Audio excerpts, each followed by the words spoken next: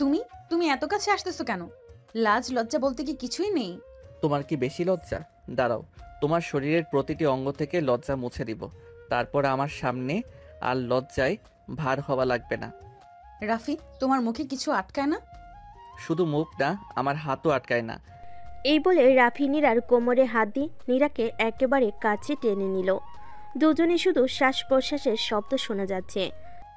ছাড়ো রাফি, আমার লজ্জা করতেছে। না, আজকে যে তোমার কোনো কথাই শুনবো না। নীরার পিঠ দেওয়ালে ঠেকে গেছে, সামনে রাফি, চোখে এক অদ্ভুত আগুন। এই লোকটা যাকে সে সবসময় অবহেলা করেছে, যাকে অপমান করতে একটুও দ্বিধা করেনি, আজ এতটা ভয়ঙ্কর লাগছে কেন?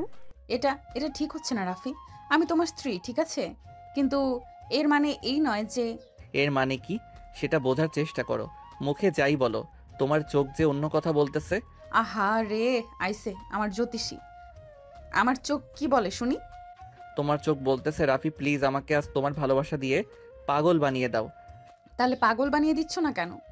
রাফির কণ্ঠে গভীরতা, চোখে দাবানল। নীরার হাত দুটো রাফির শক্ত হাতে বন্দী হয়ে গেছে। পালাতে চাচ্ছে, কিন্তু পালানোর ইচ্ছাটা আসলেই আছে তো? তোমার সাহস হঠাৎ এত বেড়েছে কেন? সাহসের দরকার হয় না যখন অধিকার থাকে। কথাটা বলেই রাফি এক ধাক্কায় নীরাকে আরো কাছে টেনে নেয়। নীরার শরীর শিউরে ওঠে, কিন্তু সে বুঝতে পারে এই প্রতিরোধটা কেবল মুখের। ভিতরে ভিতরে তার শ্বাস দ্রুত হচ্ছে, ঘর জুড়ে চাপা উত্তেজনা। রাফির শ্বাস প্রশ্বাস ভারী হয়ে উঠছে, আর নীরা, সে নিজের শরীরের প্রতিক্রিয়া লুকাতে ব্যস্ত। দেওয়ালের সঙ্গে চেপে ধরা অবস্থায় সে যেন অসহায়, কিন্তু আসলেই কি? তুমি তুমি কি ভুলে গেছো আমি কে? ভুলিনি, তুমি আমার স্ত্রী। আর স্বামী স্ত্রীর মাঝে এত বাধা কেন বলো তো? নীরার শরীর কেঁপে উঠল। রাফির স্পর্শ তার গায়ে আগুন ধরিয়ে দিচ্ছে। সে চেয়েও নিজেকে সরিয়ে নিতে পারছে না। এই বিয়েটা তোমার আর আমার কারোরই পছন্দের না, আমরা বাধ্য হয়েছি। হুম কিন্তু রাতের বেলা যখন আমার নামে তোমাকে ডাকতে হয়, তখন কি মনে থাকে এটা একটা জোরপূর্বক সম্পর্ক? নীরার মুখ লাল হয়ে ওঠে, সে চোখ সরিয়ে নেয়, কিন্তু রাফির হাতের বাঁধন এতটাই শক্ত যে পলায়ন অসম্ভব। তুমি তুমি আমার সঙ্গে জোর করতে পারবে না। আমি জোর করছি না নীরা, আমি শুধু তোমার মুখোশটাকে সরিয়ে দিচ্ছি। রাফি নীরাকে ছেড়ে দেয়। নীরা দ্রুত সরে যায়, মনে হচ্ছে দম নেওয়ার জন্য মুক্তি পেয়েছে, কিন্তু তার হৃদস্পন্দন যেন পালানো নয়, বরং আরও গভীর আকর্ষণের। রাফি ধীর পায়ে জানালার পাশে গিয়ে দাঁড়ায়। বাইরে রাতের শহর মেঘের ছাই ডুবে আছে। তোমার বাবা আমাকে তোমার জীবন থেকে সরিয়ে দিতে চায়, জানো? কি বললে? তোমার বাবা ভেবেছে আমাকে তোমার কাছ থেকে দূরে সরিয়ে দিলে সবকিছু সহজ হয়ে যাবে। কিন্তু তুমি জানো কি, আমি এখন তোমার স্বামী, আর আমার থেকেও সহজে দূরে থাকা যাবে না। নীরা হতভম্ব। তার বাবা কি সত্যি এমন কিছু করতে পারে? যদিও সে জানে তার বাবা তাকে অন্য কারোর কাছ সাথে দেখতে চায়, কিন্তু তাই বলি আমার বাবা, সে কখনোই আমাকে বিপদে ফেলবে না। কখনোই। রাফির ঠোঁটের কোণে এক রহস্যময়ী হাসি খেলে যায়। পরদিন সকালে নীরা বাবার সঙ্গে দেখা করতে যায়। তার মনে অস্থিরতা, সন্দেহ আর কৌতূহল। তুমি এখানে কেন? বাবা, তুমি কি রাফিকে আমার জীবন থেকে সরিয়ে দিতে চাও? তোমার জায়গা ওর পাশে নয় রিনা, তুমি এটা বুঝতে পারছো না, ও তোমার যোগ্য নয়। কিন্তু বাবা, তুমি এমন কিছু করতেছো না তো? যাও ওকে। তুমি এসব প্রশ্ন কবে থেকে করতে শিখলে রিনা? তুমি কি ওর প্রতি দুর্বল হয়ে গেছো? নীরার শরীর কেঁপে ওঠে। বাবা সত্যি কিছু করেছেন? তাহলে কি রাফি ঠিকই বলেছিল? তার সবচেয়ে বড় প্রশ্ন, সে কি সত্যিই রাফির প্রতি দুর্বল হয়ে পড়েছে? নীরা বাবার চোখের দিকে তাকিয়ে বুঝতে পারছিল এখানে কিছু একটা আছে যা সে জানে না। আমি যা করেছি তোমার ভালোর জন্য করেছি রিনা। তুমি কি সত্যি ওর মতো একটা ছেলের সঙ্গে জীবন কাটাতে চাও? বাবা, আমি জানি না, কিন্তু তোমার এই গোপন পরিকল্পনা আমাকে ভয় পাইয়ে দিচ্ছে। তুমি কি রাফিকে কিছু করতে যাচ্ছ? তোমার চিন্তা করার দরকার নেই। আমি শুধু চিন্তা করতে চাই তুমি তোমার ভবিষ্যৎ নষ্ট করছো না। তুমি কি আমার সিদ্ধান্তকে সম্মান করতে পারো না? তুমি যদি নিজের ভালো বুঝো তাহলে তোমার সিদ্ধান্তের দিকে তাকাও। নীরা বাবার মুখের দিকে তাকিয়ে বুঝে গেল রাফির জন্য বিপদ অপেক্ষা করছে। গভীর রাত, নীরা নিজের রুমে অস্থিরভাবে পায়চারি করছিল। কেন যেন মনে হচ্ছে সবকিছু এলোমেলো হয়ে যাচ্ছে। তুমি চিন্তিত? নীরা হকচকিয়ে দরজার দিকে তাকালো। রাফি সেখানে দাঁড়িয়েছিল, তার চোখে এক অদ্ভুত ঝলক। তুমি তুমি কখন এসেছো? তোমার চিন্তাগুলো এত গভীর ছিল যে টের পাওনি। কি ভাবছো? তুমি কি সব জানো? হয়তো। তুমি কি জানতে চাও আমি কি করব? তুমি আমার বাবার বিরুদ্ধে কিছু করতে চাও? না, আমি শুধু তোমাকে তোমার নিজের অনুভূতির মুখোমুখি করতে চাই। আমার কোনো অনুভূতি নেই। রাফির ঠোঁটে এক রহস্যময় হাসি ফুটে উঠল। এক মুহূর্তে সব বদলে গেল। রাফি এক ধাক্কায় নীরাকে দেওয়ালের দিকে ঠেলে ধরল। তুমি তুমি সবসময় আমার ব্যক্তিগত জায়গায় আসো কেন? কারণ আমি জানি তুমি চাইলেও আমাকে দূরে সরিয়ে দিতে পারবে না। নীরার শ্বাস দ্রুত হয়ে উঠল, শরীর হালকা কাঁপছিল। তুমি নিজেকে নিয়ে এত আত্মবিশ্বাসী কেন? কারণ আমি তোমার চোখের ভাষা বুঝি। আমি আমি ঘুমাতে যাচ্ছি। সত্যি? নীরা নিজেকে ছাড়িয়ে নিতে চাইলেও পারছিল না। রাফির স্পর্শ যেন তাকে শীতল আগুনে পুড়িয়ে দিচ্ছে। নীরা ঘুমাতে চেষ্টা করছিল, কিন্তু মাথায় ঘুরপাক খাচ্ছিল বাবার কথা, রাফির স্পর্শ আর নিচের ভিতরের এক অজানা অনুভূতি। হঠাৎ ফোনটা ভাইব্রেশন করলো। কে আবার এত রাতে? নিচে এসো, দরকারি কথা আছে। এখন? হ্যাঁ, আমি অপেক্ষা করছি। হঠাৎ ফোনটা ভাইব্রেট করলো। নীরা জানালার পর্দা সরিয়ে দেখল রাফি নিচে দাঁড়িয়ে আছে। চোখে সে চিরচেনা তীক্ষ্ণ দৃষ্টি। মনে হলো কোনো একটা বড় কিছু ঘটতে চলেছে। নীরা ধীরে ধীরে নিচে নামলো। আশপাশটা নিস্তব্ধ। রাফি গাড়ির পাশে দাঁড়িয়ে, ঠোঁটের কোণে এক অজানা হাসি। তোমার বাবা কি পরিকল্পনা করছে সেটা কি তুমি জানো? মানে তুমি কি বলতে চাচ্ছ? তিনি আমাকে শেষ করতে চান। তোমার জন্য, আমার জন্য এটা মোটেও ভালো কিছু নয়। না বাবা, এমন করবেন না। তাহলে বিশ্বাস করো, আমি যদি বাঁচতে চাই তাহলে আমারও কিছু করতে হবে। তুমি কি বাবার বিরুদ্ধে কিছু করবে? আমি শুধু চাই তুমি জানো আমি তোমাকে ভালোবাসি, কিন্তু নিজের অস্তিত্ব রক্ষার জন্য আমি কিছুই ছেড়ে দেব না। রাফি চোখের ধরনের প্রতিজ্ঞা ছিল। নীরা বিভ্রান্ত হয়ে গেল। সে কি সত্যি এমন ভালোবাসায় জড়িয়েছে যার শেষ অন্ধকার? তুমি কেন এমন করছো? আমি কি তোমার কাছে কেবল একটা চ্যালেঞ্জ? তুমি নিজেই জানো আমি তোমাকে কিভাবে দেখি। তুমি আমার জীবন নিয়ে খেলছো রাফি। তাহলে থামাও, আমাকে সরিয়ে দাও। নীরা পারল না। রাফি তীব্র দৃষ্টি, তার উষ্ণ নিঃশ্বাস, সে যেন নিজেকে হারিয়ে ফেলছে। তুমি চাইলেও আমাকে অস্বীকার করতে পারবে না নীরা। তুমি একটা পাগল। পাগল? তবে শুধু তোমার জন্য। রাত আরও গভীর হয়ে আসছিল, কিন্তু এই দুই হৃদয়ের মধ্যে তীব্র উত্তেজনা ধীরে ধীরে বিস্ফোরণের অপেক্ষায়। রাতে সেই ঘটনাগুলো এখনও নীরার মাথায় ঘুরপাক খাচ্ছিল। রাফির চোখের ভাষা, তার স্পর্শ, সেই উত্তাপ, সব যেন তাকে আরও বেশি অস্থির করে তুলছিল। সকালে ডাইনিং টেবিলে বসেছিল, কিন্তু খেতে ইচ্ছে করছিল না। কি হয়েছে মা, ঠিকমতো খাচ্ছ না কেন? মনে হচ্ছে ক্লান্ত লাগছে। আজকে পার্টির জন্য তৈরি থেকো। তোমার বাগদানের ঘোষণা দেওয়া হবে। কি? আমি কিছুই জানতাম না। তোমাকে জানানোর প্রয়োজন ছিল না। তুমি যা চাও সেটা নয়, আমরা যা চাই সেটাই হবে। নীরা বুঝতে পারছিল এটা রাফির জন্য একটা পরিষ্কার হুঁশিয়ারি, কিন্তু তার নিজের মন বলছে। বিকেলের দিকে নীরা গাড়ি নিয়ে বের হলো। সে জানতো রাফি কোথায় থাকতে পারে। তাকে দেখতে পেল একটি পুরানো গোদামের কাছে, যেখানে সে দাঁড়িয়েছিল অন্যরকম এক অন্ধকার ভাব নিয়ে। তুমি জানো বাবা কি করেছে? আমি জানি, তোমাকে বিক্রি করে দিচ্ছে, তাই না? এই বিয়ে আমার ইচ্ছার বিরুদ্ধে। তুমি কি চাও? আমি জানি না। তুমি জানো না, নাকি সত্যিটা বলতে ভয় পাচ্ছ? রাফি প্লিজ, এভাবে আমাকে বাধ্য করো না। বাধ্য? আমি তোমার চোখের ভাষা পড়তে পারি নীরা। তুমি নিজেকেও মিথ্যে বলছো। নীরা চোখ বন্ধ করলো। রাফি দেহের উত্তাপ যেন তার সমস্ত প্রতিরোধ গলিয়ে দিচ্ছে। সে কি সত্যি তার বাবার সিদ্ধান্ত মেনে নেবে, নাকি? তুমি চাও আমি কি করি? তুমি নিজেই জানো নীরা। রাফি আরো কাছে এলো। নীরার হাত নিজের হাতে চেপে ধরল। তার নিঃশ্বাস এক দহনের দহন, যেন অপেক্ষা করছিল এই মুহূর্তটার জন্য। তুমি সবকিছু এত সহজ ভাবো কেন? কারণ আমি জানি তুমি আসলেই কি চাও। আর কোনো কথা না বলে রাফি নীরাকে নিজের আরো কাছে টেনে আনলো। উত্তেজনার সীমানা পেরিয়ে যাচ্ছিল দুজনেরই। সন্ধ্যা হয়ে এসেছে। পুরো বাড়ি সাজানো হয়েছে ঝলমলে আলোয়। সবাই জানে আজ এক বিশেষ ঘোষণা আসবে, কিন্তু নীরা জানে এই ঘোষণা তার জীবনের সবচেয়ে বড় দুঃস্বপ্ন হতে যাচ্ছে। সবাইকে ধন্যবাদ আজকের এই আনন্দ ঘন সন্ধ্যায় আসার জন্য। আজকে আমি আমার মেয়ের বাগদান ঘোষণা করতে যাচ্ছি।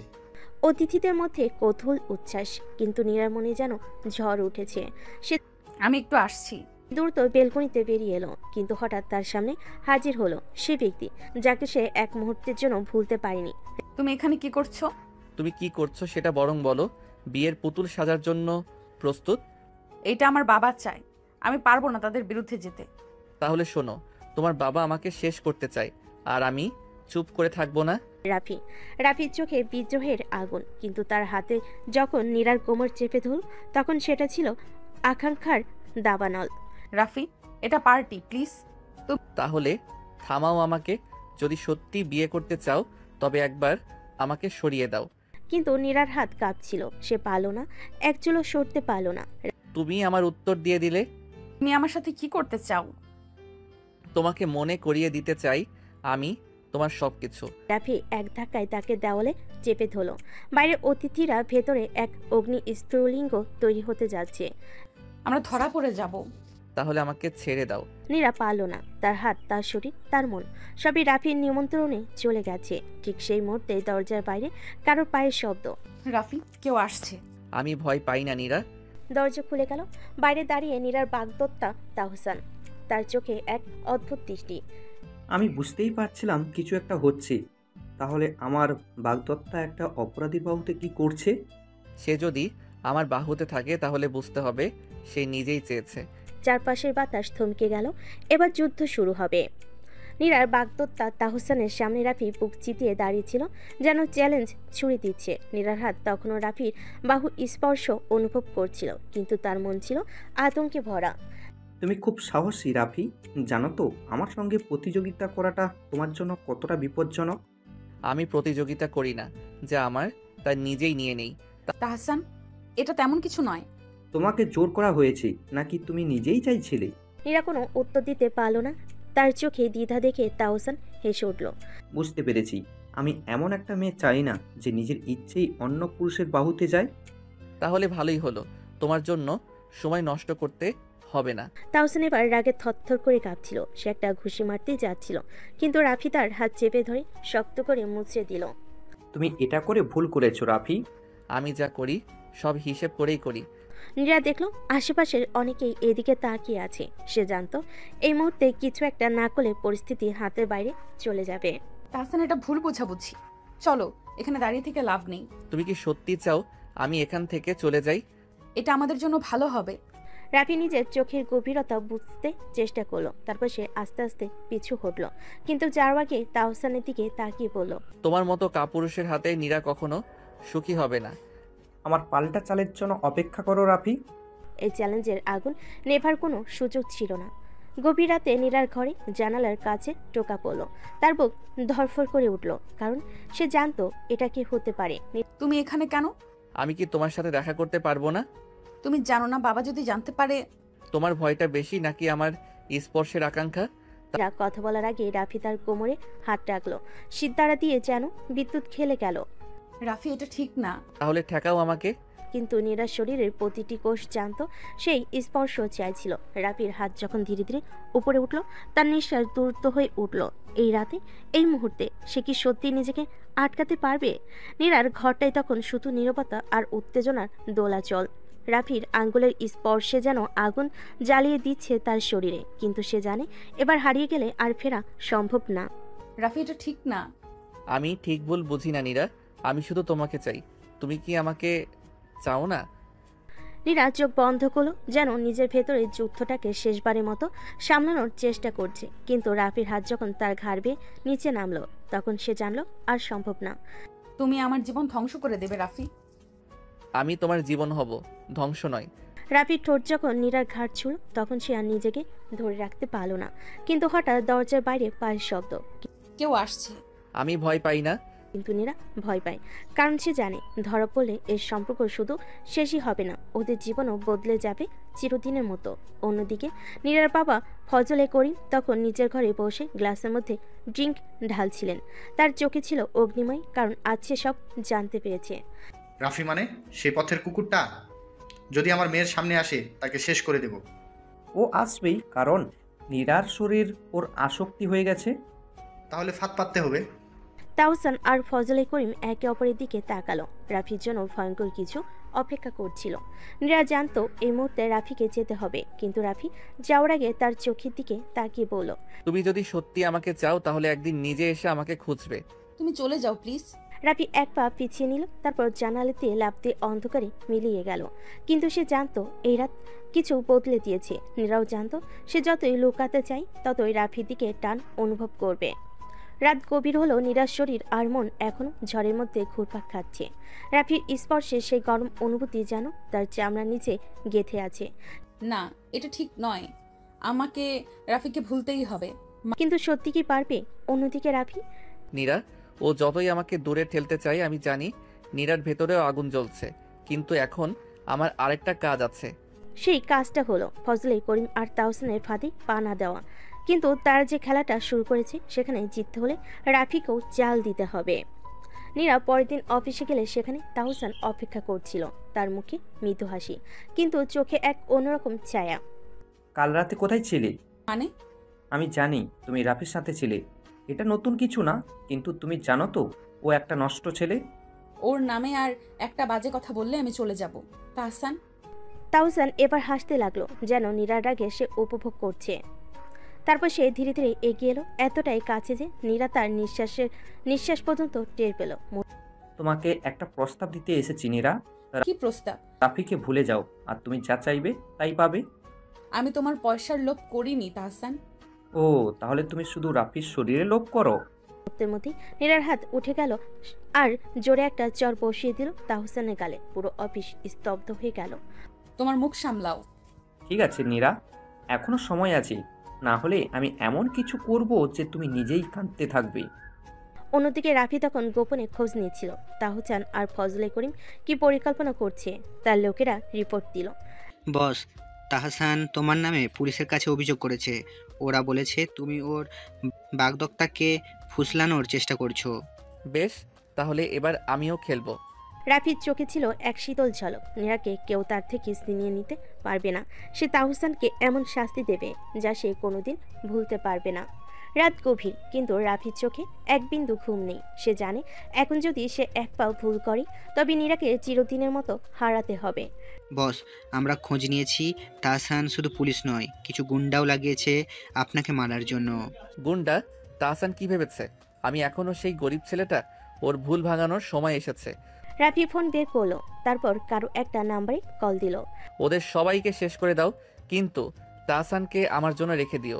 ওর জন্য আমার নিজস্ব প্ল্যান আছে। রাফির ঠোঁটের কোণে এক চিলতে ভয়ঙ্কর হাসি ফুটে উঠল। পরের দিন রাত, নীরা একা নিজের ঘরে বসে আছে, কিন্তু তার মাথায় শুধু একটাই নাম, রাফি। না, আমি আর ওর কথা ভাববো না। কিন্তু শরীর তো মনের কথা শোনে না। তার চামড়ায় এখনো রাফির স্পর্শে দাগ লেগে আছে। রাফির শ্বাসের উত্তাপ যেন এখনো তার গলায় ঘুরে বেড়াচ্ছে। হঠাৎ জানালার পাশে একটা ছায়া। কে? তুমি কি সত্যি আমাকে ভুলে যেতে পারবে নীরা? নীরার শরীর কেঁপে উঠল। সে জানতো রাফিকে তার কাছ থেকে দূরে রাখা সম্ভব না। রাফি ধীরে ধীরে এগিয়ে এলো। নীরা চেয়ারে বসা, আর রাফি তার সামনে হাঁটু গেড়ে বসলো। আমাকে একবার বলো নীরা, আমি চলে যাব। শুধু একবার বলো, তুমি আমাকে আর চাও না? নীরার ঠোঁট কাঁপছে, কিন্তু সে বলতে পারছি না। তুমি চাইলেও আমি তোমাকে ভুলতে পারবো না। তোমার শরীর, তোমার চোখ, এগুলো শুধু আমার জন্য। নীরার শ্বাস আটকে আসছে। রাফি, এটা ঠিক নয়। তাহলে আমাকে থামাও। কিন্তু নীরা জানে সে থামাতে পারবে না। সে রাফিকে দূরে ঠেলতে গিয়েও পারেনি। উল্টো রাফির গরম নিঃশ্বাসে আরো বেশি কাঁপছে। অন্যদিকে ফজলে করিম তখন তাহসানের সাথে বসে প্ল্যান করছে। তাহসান, তুমি বলেছিলে রাফিকে সহজেই সরিয়ে দিবে, কিন্তু সে তো এখনো বেঁচে আছে। চিন্তা করবেন না আঙ্কেল, এবার সে আর বাঁচবে না। আমি এমন একটা প্ল্যান করেছি সেখানে সে নিজেই ফেসে যাবে। ফজলে করিম আর তাহসান একে অপরের দিকে তাকিয়ে হাসলো, কিন্তু তারা জানতো না তারা যে জালে রাফিকে ধরতে যাচ্ছে সেখানে তারা নিজেরাই আটকে যাবে। নীরার শরীরের প্রতিটা শিরা উপশিরে উত্তেজনার স্রোত বয়ে চলছে, কিন্তু সে নিজেকে বোঝানোর চেষ্টা করছে এটা ঠিক নয়। কিন্তু রাফির চোখে সেই গভীর দৃষ্টি, তার উষ্ণ নিঃশ্বাস, সবকিছু মিলিয়ে সে যেন নিজের নিয়ন্ত্রণ হারিয়ে ফেলছে।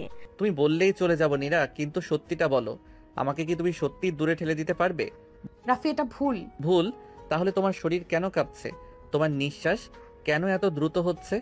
নীরা মুখ ফিরিয়ে নিল, কিন্তু রাফি ধীরে ধীরে তার চিবুক ধরে নিজের দিকে ফিরিয়ে নিল। তুমি আমার নীরা, এটা যত তাড়াতাড়ি মেনে নেবে ততই ভালো হবে। কিন্তু আমাদের সামাজিক পার্থক্য, আমার পরিবার। তাহলে কি তুমি তোমার সুখের চেয়ে সমাজের কথা ভাববে? নীরা এবার আর কোনো কথা বলল না। সে শুধু অনুভব করলো রাফির হাতের ছোঁয়া তার শরীর যেন আগুন হয়ে উঠেছে। অন্যদিকে তাহসান তার প্ল্যানের প্রথম ধাপ শুরু করেছে। রাফির বিরুদ্ধে পুলিশের কাছে বড় অভিযোগ করেছে সে। তাহসান সাহেব, আমরা আপনার অভিযোগ পেয়েছি। রাফিকে খুঁজে বের করা হবে। জানি অফিসার, ও এবার আর পালাতে পারবে না। কিন্তু তাহসান জানতো না রাফি কোনো সাধারণ ছেলে নয়। রাফি যখন নীরার ঘর থেকে বের হলো তখন সে খবর পেল পুলিশ তাকে খুঁজছে। বস, আমরা কি করব? পুলিশ একদম আমাদের পেছনে লেগেছে। পুলিশ আমার জন্য নয়, আমাকে ফাঁসানোর জন্য পাঠানো হয়েছে। আর আমি ঠিক করেছি, এবার আমি ফাঁদেই ঢুকবো, কিন্তু খেলাটা আমার নিয়মে চলবে। রাফির চোখ ঝলসে উঠল প্রতিশোধের আগুন। রাত গভীর, রাফি জানে পুলিশ তার জন্য অপেক্ষা করছে। সে নীরার বাসা থেকে বের হতেই কয়েকটা গাড়ির হেডলাইট জ্বলে উঠল। রাফি, তুমি ধরা পড়ে গেছো। হাতে মাথা রেখে হাঁটু গেড়ে বসো। রাফি ধীরে ধীরে দাঁড়ালো, মুখে এক অন্যরকম রহস্যময় হাসি। তাহসান বড্ড তাড়াহুড়ো করেছে। তোমার খেলা শেষ। ঠিক তখনই দূরে একটা বিশাল বিস্ফোরণ। পুলিশের গাড়িগুলো এক মুহূর্তের জন্য কেঁপে উঠল। এই সুযোগে রাফি দ্রুত পাশের গলির অন্ধকারে মিশে গেল। ও পালালো কিভাবে? আমি তোমাদের টাকা দিলাম কেন তাহলে? স্যার, এটা একটা সেটআপ ছিল। রাফি আমাদের থেকেও এক ধাপ এগিয়ে। তাহসানের চোয়াল শক্ত হয়ে গেল। সে জানে এবার রাফি শুধু প্রতিশোধ নেবে না, ওর ধ্বংস নিশ্চিত করবে। নীরা জানালার পাশে দাঁড়িয়ে আছে। সে দেখছে রাফিকে ধরতে গিয়ে পুলিশ ব্যর্থ হলো, কিন্তু তার মনে ভেতরে একটা ভয় ঘুরপাক খাচ্ছে। রাফি কি সত্যি বিপদে? আমি জানি না সুমাইয়া, কিন্তু ওর জন্য আমার হৃদয়টা কেমন যেন কাঁপে। নীরা, তুমি কি সত্যি রাফিকে ভালোবেসে ফেলেছো? আমি জানি না সুমাইয়া, কিন্তু ওর জন্য আমার হৃদয়টা কেমন যেন কাঁপে। তাহলে সাবধান থাকো, কারণ রাফির সাথে থাকলে ঝড় আসবে। নীরা জানে ঝড় আসবে, কিন্তু সে কি তাতে ভেসে যাবে নাকি রাফির হাত ধরে বাঁচবে? শহরের এক নির্জন জায়গায় রাফি তার লোকজন নিয়ে বসে আছে। সামনে একটা মানচিত্র রাখা। তাহসানকে একটা শিক্ষা দিতে হবে। ও ভেবেছে আমি পালিয়ে যাব, এবার খেলা আমিই চালাবো। বস, আমরা প্রস্তুত, শুধু আপনার সিগন্যালে। তাহলে কাল রাতেই তাহসানের রাজত্ব কেঁপে উঠবে। রাফি চোখের আগুন এবার ধ্বংসের বার্তা দিচ্ছে। সামনে যা আসবে পুরো ছাই হয়ে যাবে। রাত গভীর, শহরের ব্যস্ত রাস্তাগুলো তখন শান্ত, কিন্তু তাহসানের অফিসের চারপাশে একটা ভিন্ন উত্তেজনা। তার দেহ রক্ষীরা সবসময় তৎপর, কারণ রাফির পাল্টা আঘাত যে কোনো সময় আসতে পারে। আমি এত টাকা খরচ করলাম, এত প্ল্যান করলাম, তবুও রাফিকে ধরতে পারলাম না। স্যার, রাফি খুব চালাক। সে আমাদের প্রত্যেকটা চাল আগে থেকেই ধরে ফেলেছে। তাহলে এবার তার হৃদয়ের জায়গায় আঘাত হানতে হবে। তাহসান টেবিলে রাখা একটা ছবি তুলল। ছবিতে নীরা। নীরা নিজের ঘরে বসে রাফির কথা ভাবছিল। সে জানে রাফির জীবন তার কারণে আরো বিপদে পড়েছে। হঠাৎ ফোনটা বেজে উঠল। অপরিচিত number. Hello, good evening Ira, আমি তাহসান বলছি। আপনি আমাকে কেন ফোন করেছেন? কারণ তুমি আমার কাজের জন্য প্রয়োজনীয়। তুমি যদি চাও রাফি বেঁচে থাকে, তাহলে কাল রাত 8টায় আমার রেস্টুরেন্টে চলে আসবে একা। নীরার বুকের ধুকপুকানি বেড়ে গেল। সে জানে এটা একটা ফাঁদ, কিন্তু সে রাফিকে বাঁচাতে যাবে। অন্যদিকে রাফি তার প্ল্যানের শেষ প্রস্তুতি নিচ্ছে। তাহসানের অবৈধ ব্যবসার মূল হেডকোয়ার্টার আজ রাতেই ধ্বংস হবে। বস, আমরা তৈরি, কিন্তু শুনলাম তাহসান নাকি নীরার পেছনে লেগেছে। তাহলে আমার প্রথম টার্গেট হবে তাহসান নয়, নীরাকে বাঁচানো। রাফি এবার আরো ভয়ঙ্কর হয়ে উঠল। তাহসান ভেবেছিল সে রাফির দুর্বল জায়গায় আঘাত করেছে, কিন্তু সে জানে না রাফি যখন ভালোবাসে তখন সে ধ্বংস করতে ভয় পায় না। নীরা জানে তাহসানের ডাকে যাওয়া মানে নিজের জীবন ঝুঁকিতে ফেলা, কিন্তু সে যদি না যায় তাহলে রাফি আরো বিপদে পড়বে। এই দ্বিধা নিয়ে সে রাত 8টার দিকে রেস্টুরেন্টের দিকে রওনা দিল। বাহ নীরা, তুমি সময় মতো এসেছো। সত্যি বলতে আমি ভাবিনি তুমি এত সহজে ধরা দেবে।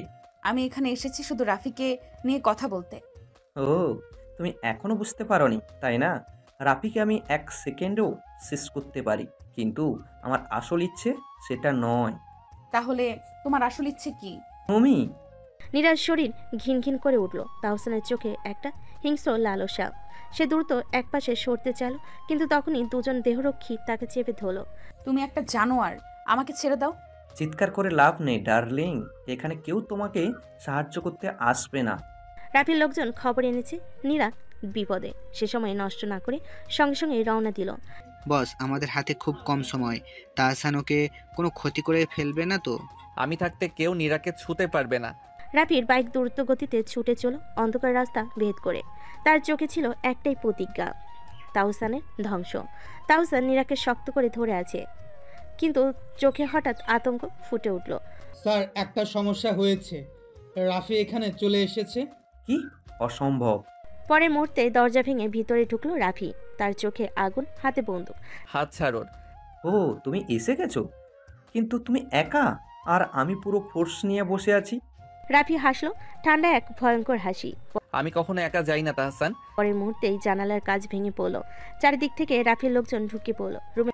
তোমরা সবাই এখানে কিভাবে এলে? খেলা শেষ তাহসান, এবার শিকারি কে তা বুঝতে পারছো তো? পরিবেশ থমথমে। রাফির চোখ রাগে জ্বলছে, বন্দুকের নিশানা সোজা তাহসানের কপালে। তার চারপাশে তার বিধ্বস্ত লোকজন, আর তাহসানের দেহরক্ষীরা আতঙ্কে জমে গেছে। তুমি কি ভেবেছো আমাকে এত সহজে শেষ করে ফেলবে? আমি কাউকে সহজে মারি না তাহসান, কিন্তু যারা আমার ভালোবাসার মানুষের দিকে হাত বাড়ায় তাদের জন্য আমার কোনো দয়া নেই। রাফি প্লিজ এক্ষুনি ওকে শেষ করো না। রাফির চোখে এক মুহূর্তের জন্য দ্বিধা দেখা গেল, আর ঠিক সেই সুযোগেই তাহসান তার কোমরের পিস্তল বের করে গুলি চালালো। গুলির শব্দে পুরো রেস্টুরেন্ট কেঁপে উঠল। রাফি দ্রুত পাশ কাটিয়ে গেল, কিন্তু তার কাঁধে একটা গুলি লেগে গেল। রাফি আমি ঠিক আছি। রাফি লোকেরা সঙ্গে সঙ্গে পাল্টা আক্রমণ চালালো। গুলি ছুটতে লাগলো, চারদিকে বিশৃঙ্খলা ছড়িয়ে পড়লো। তোমরা সবাই মারো ওদের। কিন্তু রাফির প্ল্যান আগে থেকেই প্রস্তুত ছিল। তার লোকেরা কয়েক মিনিটের মধ্যেই তাহসানের বেশিরভাগ দেহরক্ষীকে নিষ্ক্রিয় করে ফেল। এখনো সব শেষ হয়নি রাফি। বলে সে দ্রুত পিছনের দরজা দিয়ে পালানোর চেষ্টা করলো, কিন্তু রাফি তাকে সহজে ছাড়ার পাত্র নয়। তাহসান অন্ধকার গলির মধ্যে দৌড়াচ্ছে, কিন্তু হঠাৎই তার সামনে একজন দাঁড়িয়ে গেল। তাহসান, তুমি কি সত্যি ভেবেছিলে তুমি পালাতে পারবে? তুমি এত দ্রুত এখানে এলে কিভাবে? তুমি সব সময় আমাকে হেয় করেছো, কিন্তু এবার ভুল করেছো। আজকের রাতেই তোমার শেষ রাত। তাহসান বন্দুক তুলতে গেলে, কিন্তু রাফি তার আগেই ট্রিগার টিপে দিল। গুলির শব্দে রাতের নীরবতা চূর্ণ হলো, আর তাহসানের শরীর ধপ করে মাটিতে লুটিয়ে পড়ল। রাফি তুমি ঠিক আছো? আমি ঠিক আছি নীরা, এখন আমাদের কারো ভয় পাওয়ার কিছু নেই। তাহসানের রাজত্বের সমাপ্তি হলো, কিন্তু এই যুদ্ধে রাফি কি সত্যি জিতেছে, নাকি আরো বড় কোনো বিপদ অপেক্ষা করছে? তাহসান শেষ, তার রক্তাক্ত শরীর গলির অন্ধকারে পড়ে আছে, কিন্তু রাফির মনে অদ্ভুত একটা অস্বস্তি কাজ করছে। সবকিছু এত সহজে হয়ে গেল। তুমি ঠিক আছো তো? তোমার কাছ থেকে রক্ত পড়ছে। আমি ঠিক আছি নীরা, কিন্তু মনে হচ্ছে আমাদের আসল বিপদ এখনো আসেনি। ঠিক তখনই এক অজানা নাম্বার থেকে ফোন এলো। রাফি ফোন তুলতেই অপরিচিত একটা কণ্ঠস্বর ভেসে এলো। ফোন তাহসান, তো সেফ একটা পুতুল ছিল। রাফি, তুমি কি ভাবছো সেই তোমার সবচেয়ে বড় শত্রু ছিল? তুমি কে? সময় হলে জানতে পারবে, শ্যাডো কিং। কিন্তু মনে রাখো, তুমি যদি বাঁচতে চাও তবে তোমার সবচেয়ে কাছের মানুষটাকে রক্ষা করতে পারবে তো। ফোন কেটে গেল, আর রাফির চোখে ভয়ঙ্কর এক অগ্নিশিখা জ্বলে উঠল। পরের দিন সকালবেলা রাফি আর নীরা একসঙ্গে ব্রেকফাস্ট করছে। নীরা হাসি খুশি, কারণ তাহসান নামক দুঃস্বপ্ন শেষ হয়ে গেছে, কিন্তু রাফির মুখে চিন্তার ছাপ। তুমি এত চুপচাপ কেন? তাহসান শেষ, আমাদের তো এখন শান্তি পাওয়ার কথা। সবচেয়ে ভয়ঙ্কর যুদ্ধ তখনই আসে যখন আমরা ভাবি সব ঠিক হয়ে গেছে। তখনই রেস্তোরাঁর দরজা ভেঙে কয়েকজন বন্দুকধারী ঢুকে পড়ল। রাফি, এবার তোমার শেষ ঘনিয়ে এসেছে। ওরা কারা? রাফি ছটপট করে নীরার ধরে মাটিতে শুয়ে পড়ল, আর সাথে সাথে গুলির ঝড় শুরু হয়ে গেল। রাফি দ্রুত টেবিলের আড়ালে চলে গেল, বন্দুক বের করলো। তার সঙ্গে থাকা কয়েকজন দেহরক্ষী পাল্টা গুলি ছুটতে লাগলো। তোমরা কে? কার নির্দেশে এসেছো? আমি সেই ব্যক্তি যে তোমার সমস্ত রাজত্ব ছিনিয়ে নেবে। রাফি, এবার তুমি শিকার। রাফি বুঝতে পারল তাহসান তো শুধু একটা চ্যাপ্টার ছিল, এখন তার সামনে দাঁড়িয়ে আছে নতুন এক ভয়ঙ্কর শত্রু, যে আরো দ্রুত, আরো নিষ্ঠুর। রেস্টুরেন্টের ভেতর গুলির ঝড় বয়ে যাচ্ছে। রাফি একের পর এক প্রতিপক্ষকে গুলি করছে, কিন্তু শত্রুরা যেন শেষ হতে চায় না। রাফি, আমরা এইভাবে বাঁচবো কিভাবে? আমি আছি নীরা, আমি তোমাকে কিছু হতে দেব না। ঠিক তখনই এক বন্দুকধারী লুকিয়ে পিছন থেকে রাফির দিকে বন্দুক তুলল, কিন্তু মুহূর্তের মধ্যেই একটা গুলি এসে তার মাথা উড়িয়ে দিল। বস, একা একা মজা নিচ্ছেন, আমাদেরকে একটু সুযোগ দিন। এত দেরি করলে কেন? ড্রামাটিক এন্ট্রি দিতে তো সময় লাগে বস। সালমান আর তার দল রাফির পাশে এসে দাঁড়ালো। এবার পাল্টা আক্রমণের পালা। মাত্র কয়েক মিনিটের মধ্যে পরিস্থিতি বদলে গেল। রাফির লোকেরা পুরো এলাকা নিজেদের দখলে নিয়ে নিল। তুমি ভাবছো এটা তোমার বিজয়? বেঁচে থাকলে বিজয় নিয়ে কথা বলো। রাফির সামনে এগিয়ে গেল, বন্দুকটা শত্রুর কপালে ঠেকালো। তুমি জানো না তুমি কাদের বিরুদ্ধে গিয়েছো? আমি শুধু জানি, কেউ যদি আমাকে শেষ করতে চায় তবে তাকে আমি আগে শেষ করব। টিকার টানা হলো, আর সেই লোকের দেহ নিতর হয়ে পড়ল। এবার সব শেষ? আমার মনে হয় না। রাফি জানে বড় কিছু এখনো সামনে আছে, কিন্তু এই মুহূর্তে তার সবচেয়ে জরুরি কাজ নীরাকে নিরাপদ রাখা। নীরা, আমাদের এখন থেকে আরো সাবধান থাকতে হবে। তুমি যেখানেই যাবে আমি তোমার সাথেই থাকবো। রক্তের এই খেলা কি সত্যি শেষ, নাকি শুধু এটা শুরু? দুপুরের আলো যেন ক্লান্ত হয়ে পড়েছে। একান্তে নীরা ও রাফি নিজেরাই নিজেদের সামলে নিচ্ছে, কিন্তু নীরার মুখে এখনো চিন্তার ছাপ। রাফি, তুমি তো বলেছিলে সব শেষ হয়ে গেছে, কিন্তু তোমার চোখে আমি এখনো যুদ্ধ দেখি। কারণ যুদ্ধ এখনো শেষ হয়নি। আমি শুধু অস্ত্র নামিয়েছি, হেরে যাইনি। তুমি কিছু লুকাচ্ছ আমার থেকে? যদি বলি তোমার সবচেয়ে কাছের কেউ তোমার পেছনে ছুরি মারতে চলেছে। রাফি নীরার মুখের দিকে তাকায়, কিন্তু কোনো উত্তর না দিয়ে উঠে চলে যায়। নীরার মনে প্রশ্নের ঢেউ। বিকেলে নীরা একা ছাদে বসে আছে, হঠাৎই সেখানে এসে দাঁড়ায় রাফির পুরনো শত্রু রায়ান। তুমি জানো রাফি কেমন লোক? সে একটা খুনি। তুমি এখানে কি করছো? আমি এসেছি তোমাকে সত্যি বলার জন্য। তুমি জানো রাফি আর মায়ের মৃত্যুর পেছনে নিজে জড়িত। তুমি মিথ্যা বলছো। সে শুধু প্রতিশোধের জন্য তোমাকে ব্যবহার করেছে। একদিন তুমি নিজেই বুঝবে। রায়ান চলে যায়, নীরার মুখে অস্পষ্ট দ্বিধা আর ভয়। রাতের বেলায় রাফি তার গোপন বেসমেন্টে বসে আছে, সামনে একটা ল্যাপটপ। ভিডিও চলছে যেখানে দেখা যাচ্ছে নীরার ফোনে কে মেসেজ পাঠাচ্ছে বারবার। তুই রায়ান, তোকে আমি শেষ করব। তুই আমার নারীতে বিষ ঢালতে চাস? বস, আপনার অনুমতি পেলে আমরা ওর ঠিকানা খুঁজে পেয়েছি। এই রাতে শেষ করতে হবে। ও যেন বুঝে ছায়ার রাজাকে স্পর্শ করার মূল্য কি। রাফি আর সালমান গাড়ি নিয়ে বেরিয়ে পড়ে রাতের আধারে, যেখানে এক অন্ধকারে ফাঁদ পেতে বসে আছে রায়ান। রাতের আধারে শহরের বাইরে এক পুরনো গুদাম ঘর। ভেতরে টেবিলে বসে আছে রায়ান, সিগারেটের ধোঁয়ার মাঝে তার চোখে চরম আত্মবিশ্বাস। রাফি আসবেই, আর আজকে ওর লাশটা এখানেই পড়বে। সব লোক মোতায়েন করে দিয়েছি বস। একটা চড়াও হলে গুলি চলতে আর 1 সেকেন্ডও লাগবে না। রাফির সময় ফুরিয়েছে, এবার নীরাও আমার হবে। ঠিক তখনই বাইরে বড় বড় করে কয়েকটা এসইউভি এসে দাঁড়ায়। রাফি নামলো, চোখে ভয়ঙ্কর শীতলতা। রায়ান, তুই আমার নারীতে হাত দিতে চাস? আজ তোকে গুলি নয়, ছায়ার মতো অদৃশ্য মৃত্যু উপহার দিব। তুই এত ঘাবড়ে গিয়েছিস যে নিজেই মৃত্যুর মুখে এসেছিস রাফি। রায়ান হাত তুলে ইশারা করে। মুহূর্তে গুদামের চারপাশে ছুটে আসে মুখোশধারী বন্দুকধারীরা। বস, আপনার পাশেই আছি। আমার রক্তে আগুন জ্বলছে সালমান। এক একটা গুলিতে ছিটকে পড়ে রায়ানের লোকজন। রাফি নিখুঁতভাবে একের পর এক টার্গেট নিচ্ছে, আর সালমানের গুলির পাশ কাটিয়ে ঢুকে পড়ছে শত্রুদের বুকে। তুই একটা শয়তান। শয়তানকেও ভয় পাই, কিন্তু প্রেমিক হয়ে গেলে আমি নিজের মৃত্যু হয়ে যাই। রাফি এগিয়ে গিয়ে রায়ানের মাথায় পিস্তল ঠেকিয়ে। নীরা জানবে তো তুই ওর জন্য কি করেছিস। তাই তো মরছিস, কারণ সে জানে আমি ওর জন্য মরতেও পারি। টানা হয়, রায়ানের শরীর নিথর হয়ে পড়ে। ভোরের আলোয় নীরা বারান্দায় দাঁড়িয়ে, চোখ লাল হয়ে গেছে, কিন্তু হৃদয়ে এক অজানা অশান্তি। রায়ান মরেছে, কিন্তু সে বলেছিল রাফি আমাকে ব্যবহার করছে। যদি সত্যি হয়? তুই জানিস ওকে দেখে আমার ভয় করে। প্রেম করে যেন, কিন্তু প্রতিশোধের আগুনও জ্বলছে ওর ভেতর। আমি জানি আমি ভয় পাই, কিন্তু আমি ভালোবাসি, তাকে হারাতে পারবো না। কিন্তু প্রেম যখন ছায়া ঢাকে, তখন সত্য আর মিথ্যার মাঝখানে তৈরি হয় রক্তের নদী। সকালবেলা নীরা নিজের রুমে আয়নার সামনে বসে চুল আঁচড়াচ্ছে, তখনই দরজার নিচ দিয়ে একটা বাদামি খাম ঢুকিয়ে যায় কেউ। এটা আবার কি? কোনো কুরিয়ার তো পাইনি। নীরা খাম খুলতেই এক পাতায় চিঠি, রাফির হাতে লেখা। নীরা, তুমি জানো না আমি কতটা নোংরা একটা জগৎ থেকে এসেছি। আমার চারপাশে রক্ত, বিশ্বাসঘাতকতা আর ধোঁকাবাজি। তোমার জায়গা সেখানে নেই। তোমার জন্য সব ছেড়ে আসতে চাই, কিন্তু ভয় হয় তুমি একদিন জানতে পারো আমি কে, কি করেছি। তুমি যদি কখনো চলে যেতে চাও আমি কিছু বলবো না, কিন্তু জেনে রাখো আমি শুধু তোমাকেই ভালোবেসেছি, একেবারে শেষ নিঃশ্বাস পর্যন্ত। রাফি, তুমি সত্যি এতটা ভাঙা? তুমি তো আমাকে একটিবারও বলনি কিছু। গভীর রাত, ছাদে একা বসে সিগারেট হাতে রাফি, চোখ তার আকাশের দিকে, মনে হচ্ছে ভেতরে আগুন জ্বলছে। বস, আপনি চিঠি দিয়ে আসলেন? আমি ভেবেছিলাম আপনি মুখোমুখি বলবেন। আমি ভয় পাই সালমান, ওর চোখের সামনে আমি নষ্ট হয়ে যাই। আমি চাই ও নিজে আমাকে বুঝুক, কিংবা আমাকে ছেড়ে দিক। আপনি জানেন নীরা ম্যাডাম যেভাবে আপনাকে ভালোবাসে, তাতে সে কখনো ছেড়ে যাবে না। ভালোবাসা কখনো কখনো মৃত্যুর থেকেও বেশি ভয়ঙ্কর ভাই। নীরা ঘুমাতে পারছে না, বিছানায় শুয়ে শুয়ে বারবার চিঠিটা পড়ছে। হঠাৎই রাফির নাম্বারে কল করে বসে। হ্যালো। তুমি চিঠি দিয়ে কেন পালিয়ে গেলে রাফি? কারণ তুমি অনেক বেশি ভালো নীরা।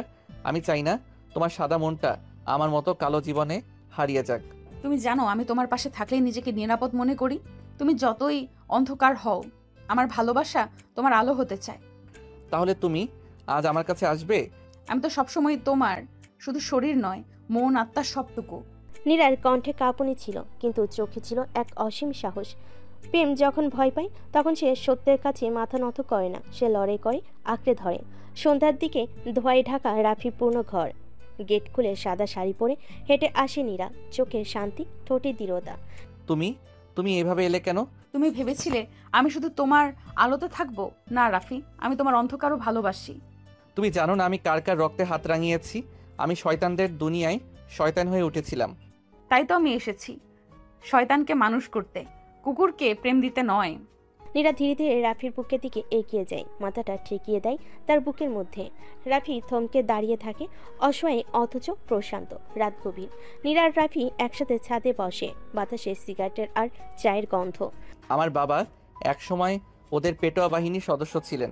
মা আমাকে নিয়ে পালিয়ে যান, কিন্তু এক রাতে ওরা মাকে গুলি করে মেরে ফেলে আমার সামনে। তোমার চোখে এই আগুন আমি এখন বুঝতে পারি। আমি ওদের একজন হয়ে উঠি শুধু প্রতিশোধ নেব বলে। আজ অবধি 9 জন খুন করেছি। কিন্তু তোমার চোখে এখন যা আছে সেটা খুনির নয়, ভালোবাসার ছায়া। রাফির চোখে জমে ওঠে জল, হয়তো বহুদিন পর সে কান্নার সুযোগ পেল। নীরা রাফির বুকে মাথা রেখে বলল, আজ আমার কিছু চাই। তুমি আমাকে আগুনের মতো ছুঁয়ে যাও, যেন আমি তোমার দুঃসহ অতীতেও প্রিয় হয়ে উঠি। তুমি জানো তুমি কি বলছো? তুমি আমার শরীর স্পর্শ করো, আমি চাই আমার ত্বকে তোমার ছায়া জমুক। রাফি ধীরে ধীরে তার গাল ছুঁয়ে বলে, তুমি জানো আমি পশু হয়ে যাই যখন ভালোবাসি। তাহলে আজ আমাকে তোমার সবচেয়ে বন্য ভালোবাসা দাও। চাঁদের আলোয় তাদের ছায়া লেপটে যায়, বুকে বুকে ধরা পড়ে আগুনের ঢেউ। সে রাতে শুধু শব্দ ছিল কামনার, ভালোবাসার আর বিশ্বাসের। সকালবেলা নীরা আর রাফি একসাথে নাস্তা করতে বসেছে। কাছের জানালার বাইরে কয়েকটা পুলিশের ছায়া দেখে চমকে ওঠে রাফি, দরজা খুলতেই। রাফি রহমান, আপনার বিরুদ্ধে গোপন সূত্রে অভিযোগ এসেছে। আপনি একটি অবৈধ অস্ত্র সিন্ডিকেট অংশ, আপনাকে থানা যেতে হবে। আমি তো এখন ঘরে বসে প্রেম করছি ভাই। অপরাধ করলে তো প্রেমের সময় পেতাম না। আমার হাজবেন্ড কোথাও যাবে না। কোনো ওয়ারেন্ট আছে আপনার হাতে? ওয়ারেন্ট ঠিক রাতে পৌঁছাবে ম্যাডাম, অপেক্ষা করুন। পুলিশ চলে যায়, কিন্তু ঘরে পড়ে থাকে একরাশ উদ্বেগ। দুপুরবেলা নীরা বেলকুনিতে দাঁড়িয়ে রাফির ফোনে কথা শুনছে। হঠাৎই দরজা কড়া নাড়ে। দরজা খুলে সামনে দাঁড়িয়ে এক সেক্সি পোশাকে অপরিচিত এক মেয়ে, ঠোঁটে রহস্যময় হাসি। আমি তামান্না, রাফির পুরনো বন্ধু।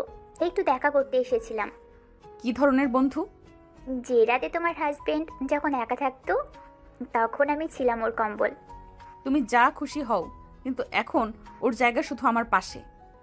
তুমি জানো তো রাফির গোপন সিন্ধুক আছে, সেখানে এমন কিছু আছে যেটা তোমার পৃথিবী উল্টে দিবে। তামান্নার চোখে ছিল ভয়াবহ কিছু জানার দম্ভ, আর নীরার ভেতরে জন্ম নেই এক সন্দেহের ঝড়। রাত। নীরা চুপচাপ রাফির বুকের উপর শুয়ে আছে, কিন্তু আজ চোখে আর আগের মতো কোমলতা নেই, বরং প্রশ্ন জমে আছে ঠোঁটের কোণে। কি ভাবছো এত? তোমার পুরনো সেই তামান্না বলল তুমি কিছু লুকাচ্ছ। আমি যা লুকিয়ে রাখি তা তোমাকে কষ্ট দেবে, কিন্তু বলি না মানেই বিশ্বাসঘাতকতা নয়। সত্যি? তাহলে আজ আমাকে তোমার লুকোনো সব যন্ত্রণা দিয়ে চেপে ধরো, যেন বুঝি ভালোবাসা মানে কষ্টকেও আলিঙ্গন করা। রাফির চোখে যেন আগুন জ্বলে ওঠে। সে নীরাকে কোলে তুলে বিছানায় নিয়ে যায়। তাহলে ভালোবাসো আমাকে এমনভাবে যেন আর কোনো প্রশ্ন বেঁচে না থাকে। সে রাতে দুটি শরীর শুধু ঘামার আর্তনাদে বাধা ছিল না, তারা খুঁজছিল একে অপরের সত্যি অন্ধকার ভাঙা অংশগুলো। রাত গভীর। রাফি ঘুমিয়ে। নীরা তার মুখের দিকে তাকিয়ে দীর্ঘশ্বাস ফেলে। ভালোবাসা আর সন্দেহে জর্জরিত এক চাহনি। তামান্নার চোখে যা ছিল সেটা শুধু ইঙ্গিত নয়, সেখানে ছিল সতর্ক বার্তা। আমি যদি এখন না জানি তাহলে কাল হয়তো সব শেষ হয়ে যাবে। নীরা ধীরে ধীরে উঠে দাঁড়ায়। টেবিলের নিচ থেকে রাফি সেই ছোট্ট লোহার সিন্দুকটা টেনে তোলে। চাবি পায় না, তবে সে জানে রাফি একটা চাবি সবসময় বালিশের নিচে রাখে। চাবি দিয়ে খুলতেই প্রথমে বেরিয়ে আসে কয়েকটা রক্তমাখা ছবি। এই লোকটা, এটা তো আমাদের বাসার পুরনো দারোয়ান। মেরে ফেলেছিল বলেই তো হঠাৎ চলে গিয়েছিল। তার এরপর সে দেখতে পাই একটা পুরনো ব্রেসলেট, যার ভেতরে খোদাই করা তপিলাস র চিরকাল। তামান্না। দরজার খটখটের শব্দে রাফির ঘুম ভাঙে। সে দেখে নীরা তার সামনে বসে আছে, আর তার পাশে খুলে রাখা সেই সিন্দুক। কে বলেছে তোমাকে এটা খুলতে? আমি কি শুধু তোমার শরীরের সঙ্গী? আমার কি জানার অধিকার নেই তুমি কাকে ভালোবেসেছিলে, কাকে মেরেছ? আমি তামান্নাকে ভালোবেসেছিলাম, কিন্তু সে আমাকে বিট্রে করেছিল। শত্রুদের হাতে আমার লোকদের নাম বিক্রি করে দিয়েছিল। আমি ওকে ছেড়ে দেইনি, কিন্তু আজও ভুলতে পারিনি। তাহলে আমি কি তোমার প্রতিশোধ ভুলে থাকার সঙ্গী? তুমি আমার ভালোবাসা, যা আবার বিশ্বাস যোগায়, কিন্তু আমি জানি আমার ভেতরের দানব এখনো ঘুমায়নি। ঘরে বাতাস ভারী হয়ে ওঠে, চোখে চোখ, দেহে আগুন। যদি আজ তোমার আগুন আমাকে পোড়াতে না পারে, তাহলে আমি কাল হয়তো তোমার ছায়াও সহ্য করব না। তাহলে পোড়াও আমাকে, তোমার ভালোবাসায়, তোমার রাগে, তোমার স্পর্শে। নীরা তার দিকে ঘুরে দাঁড়ায়, ঠোঁট কামড়ে বসিয়ে। তোমার গোপন যতটুকু হোক, আমি চাই আজ আমার ত্বকে সব লিখে দাও। ঠোঁটে কামড় বসিয়ে বলে, সেই রাতে বিছানার চাদরে লেখা ওই দুঃখের কবিতা, কামনার গল্প আর প্রতিকার সশরীরই ভাষা। দুপুর, রাফি বাইরে কাজে গেছে, নীরা একা ফ্ল্যাটে। দরজার হঠাৎ বেল বাজে। দরজা খুলতে তামান্না দাড়ি, কালো স্লিপনেস, ঠোঁটে লাল লিপস্টিক আর চোখে আগুন। আশা করি আমার পুরনো প্রেমিক তোমাকে খুব ভালোভাবেই প্যাকেট খুলে দিয়েছে। তুমি যতটা ভাবো না, ও আমাকে শুধু বিছানায় ভালোবাসে, ও আমার ভেতরটাকে চেনে। তোমার ভিতরটা চিনে? তুমি জানো রাফি আমার কতটা গভীরে গিয়েছিল? ও আমাকে একটা ফাঁকা গ্যারেজে নিয়ে প্রথম, সেই রাত এখনো গায়ে লেগে আছে। তুমি যা চাও, কিন্তু আজ থেকে রাফি শুধু আমার, আর তুমি ফেলে দেওয়ার ছায়া। ভুল করছো মেয়ে, রাফিকে হারাতে হলে তোমাকে হারাতে হবে। আমি শুরু করেছি ঠিক এখনই। সন্ধ্যের দিকে রাফি বাসায় ফিরে আসে, তাকে দেখে নীরা হঠাৎই চুপ হয়ে যায়। তবু রাফি তার গলা ছুঁতে সে যেন এক অজানা ঘরে ঢুকে যায়। তামান্না এসেছিল তাই না? তুমি কিভাবে জানলে? আমি জানি ও তোমাকে টার্গেট করেছে, কিন্তু আজ রাতে আমি তোমার শরীরের প্রতিটি ইঞ্চিতে বিশ্বাস লিখব, যাতে কেউ তোমাকে আর ছুঁতে না পারে। রাফি নীরাকে বাথরুমে নিয়ে যায়। স্নান জলে দুজনের শরীর জড়ে জলের মতোই। তোমার আঙুলে যদি যন্ত্রণা হয়, তাও থেমো না। আমি চাই তুমি আজ আমার মালিকানা দাও। আজ শুধু মালিকানা নয়, তোমার শ্বাস, তোমার চিৎকার সবই আমার হবে। ফ্লোরে দেওয়ালে আয়নার সামনে যেখানে ছিল না কোনো প্রেমের ভাষা, শুধু দেহে লেখা প্রতিরোধ আর স্বর্গীয় পাগলপনা। রাত গভীর, নীরা একা বারান্দায় দাঁড়িয়ে হঠাৎ দেখে পাশের বিল্ডিংয়ের ছাদে কেউ তাকিয়ে আছে ওদের দিকে। কে হতে পারে? ছায়ামূর্তি একটা সিগারেট ধরায়, তারপর হাত নাড়িয়ে কিছু ইশারা করে। নীরার পা শিউরে ওঠে। সেই মুহূর্তে রাফি তাকে পেছন থেকে জড়িয়ে ধরে। ভয় পেয়েছো? কেউ ছাদ থেকে তাকিয়েছিল, ইশারাও করলো। তাহলে যুদ্ধ শুরু হয়ে গেছে নীরা। এখন শুধু প্রেম নয়, এখন লড়তে হবে, জান দিতে হবে। সকাল, রাফি কাজের ছুতোয় বাইরে গেছে, নীরা পাশে একা। তামান্না ঠিক তখনই তার চালটা খেলে। দরজায় আবার বেল। নীরা ভেবেছিল কাজে লোক, তার নির্দ্বিধায় খুলে দেয়, কিন্তু পরক্ষণে নাকের সামনে কাপড় চাপা পড়ে। তামান্না ম্যাডাম বলেছে খেলনা চুরি করতে, খেলার মাঠটা ওর। নীরার শরীর ঢলে পড়ে। নীরার চোখ খুলে সে নিজেকে আবিষ্কার করে একটা পুরনো গ্যারেজে, হাত পা বাঁধা। সামনে তামান্না বসে আছে, রেশমি শাড়ি পরে, হাতে এক গ্লাস ওয়াইন। আমি শুরু করছি ঠিক এখনই। এখানেই রাফি আমাকে প্রথম ছুঁয়েছিল। আজ তোমাকে আমি ছুঁবো না, শুধু ভাঙবো। রাফি আসবে, ও তোমায় শেষ করে দেবে। আসুক, রাফি দেখবে তোমার কান্না কতটা সুরে বাজে। তামান্না নীরের চুল মুঠো করে টেনে বলে, তোমার চোখে ভয়? ভালো, আজ ভয় আর কামনার মধ্যেকার পার্থক্যটুকু তোমার দেহে লিখে দেবো আমি। রাফি তখন জানতে পারে নীরা নিখোঁজ। তখনই সে শান্ত, কিন্তু যখন সিসিটিভিতে মুখোশধারীতে দেখে, তার চোখের ভাষা বদলে যায়। ওরা আমার নীরাকে ছুঁয়েছে, এখন আমি ওদের পুড়িয়ে দেব, নরক বানিয়ে দেব এই শহর। রাতে একসাথে 4টে গাড়ি ছুটে চলো পুরনো গ্যারেজের দিকে। চারপাশ থেকে ঘিরে ফেলে রাফির দল। নীরা, আমি এসেছি। গ্যারেজে ঢুকে সে দেখে নীরার গায়ে কিছু অংশে আঘাতের দাগ, চোখে জল। তামান্না তখনও দাঁড়িয়ে অস্ত্র হাতে। তোমার মালিকানা নষ্ট করলাম না রাফি, শুধু তোমার অহংকারটা ভাঙলাম। তুমি যা হারিয়েছো সেটা আমি ফিরিয়ে দিচ্ছি না, এখন যা নিতে এসেছি সেটা রক্ত। গুলি চলে, দুপাশ থেকে শব্দ। তামান্নার গায়ের পাশে গুলি লাগে, সে মাটিতে পড়ে।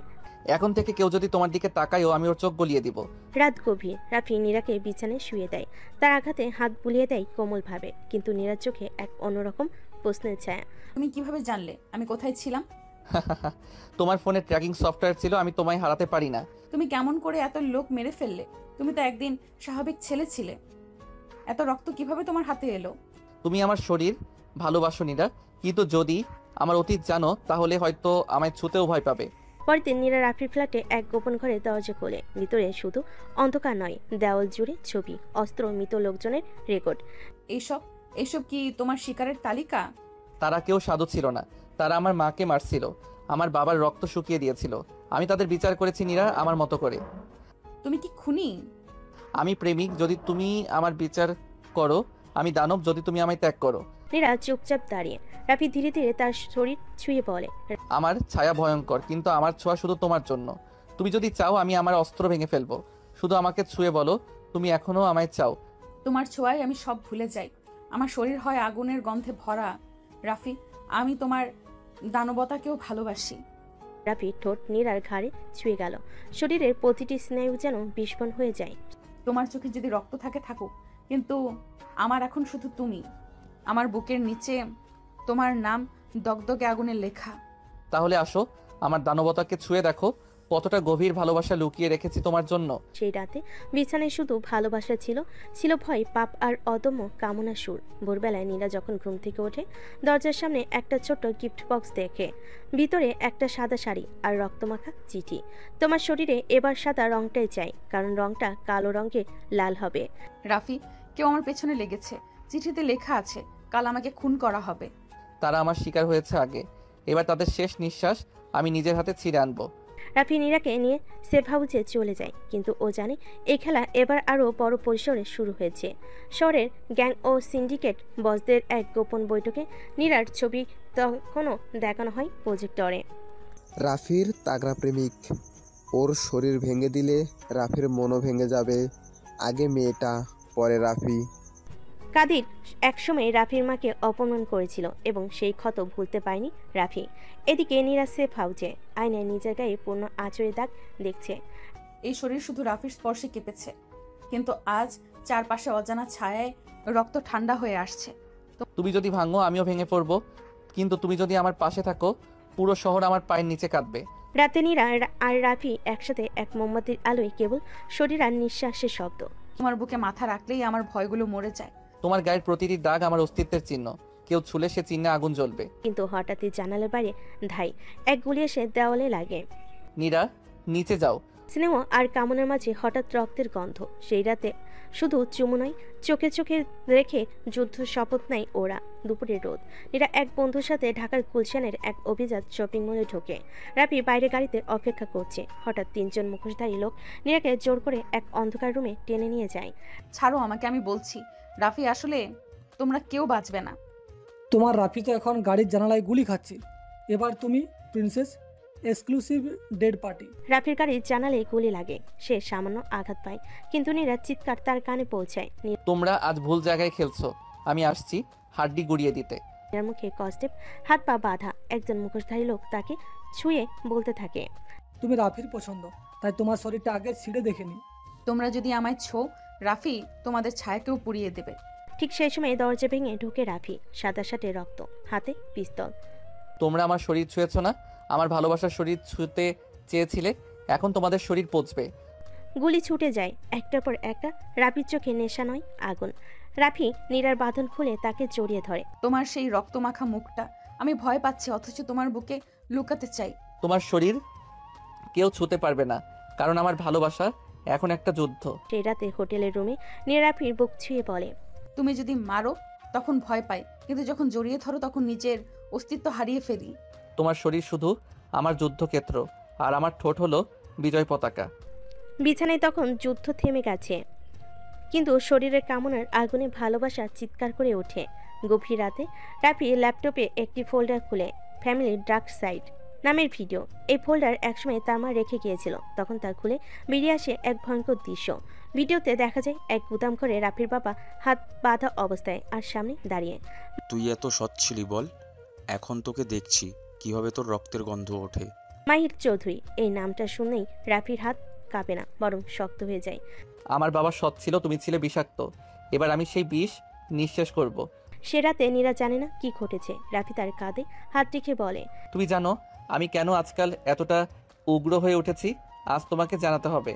তুমি যা বলবে আমি শুনবো, কিন্তু আমার শরীর যেন তোমার রক্তের প্রতিশোধে না ভরে যায়। তোমার শরীর আমার শান্তির জায়গা, কিন্তু এখন ওর প্রতিটি স্পর্শে আমি প্রতিজ্ঞা নিচ্ছি, মাহির চৌধুরীকে আমি টুকরো টুকরো করে ফেলবো।